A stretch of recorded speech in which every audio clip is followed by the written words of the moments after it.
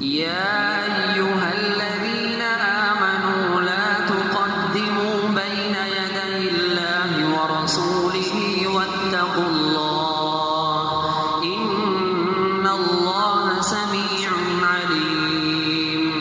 يا أيها الذين آمنوا لا ترفعوا أصواتكم فوق صوت النبي ولا تجهروا له بالقول كجهر بعضكم لبعض أن تحبط أعمالكم وأنتم لا تشعرون. إن الذين يغضون أصواتهم عند رسول الله أولئك الذين امتحن الله قلوبهم للتقوى لهم مغفرة وأجر عظيم. إن الذين ينادونك من وراء الحجرات أكثرهم لا يعقلون. ولو أنهم صبروا حتى تخرج إليهم لكان خيرا لهم والله غفور رحيم.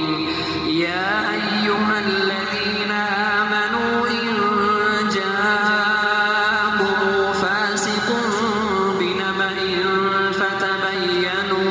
فتبينوا أن تصيبوا قوما بجهالة فتصبحوا على ما فعلتم نادمين. واعلموا أن فيكم رسول الله لو يطيعكم في كثير من الأمر لعنتم ولكن الله حبب إليكم الإيمان وزينه في قلوبكم وكره إليكم الكفر والفسوق والعصيان أولئك هم الراشدون فضلا من الله ونعمة والله عليم حكيم. وإن طائفتان من المؤمنين اقتتلوا فأصلحوا بينهما فإن بغت إحداهما على الأخرى فقاتلوا التي تبغي حتى تفيء إلى أمر الله فإن فاءت فأصلحوا بينهما بالعدل وأقسطوا إن الله يحب المقسطين. إنما المؤمنون إخوة فأصلحوا بين أخويكم واتقوا الله لعلكم ترحمون. يا أيها الذين آمنوا لا يسخر قوم من قوم عسى أن يكونوا خيرا منهم ولا نساء من نساء عسى أن يكن خيرا منهن ولا تلمزوا أنفسكم ولا تنابزوا بالألقاب بئس الاسم الفسوق بعد الإيمان ومن لم يتب فأولئك هم الظالمون. يا أيها الذين آمنوا اجتنبوا كثيرا من الظن إن بعض الظن إثم ولا تجسسوا ولا يغتب بعضكم بعضا أيحب أحدكم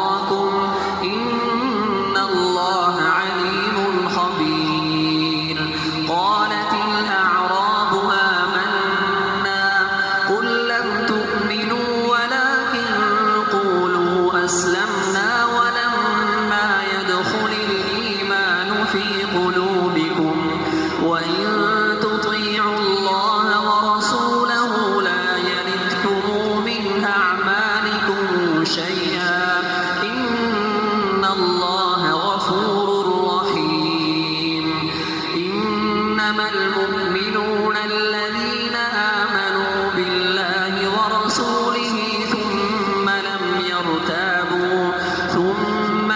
يرتابوا وجاهدوا بأموالهم وأنفسهم في سبيل الله أولئك هم الصادقون قل أتعلمون الله بدينكم والله يعلم ما في السماوات وما في الأرض والله بكل شيء عليم يمنون عليك أن أسلموا قل لا تمنوا علي إسلامكم بل الله يمن عليكم أن هداكم للإيمان إن كنتم صادقين إن الله يعلم غيب السماوات والأرض والله بصير بما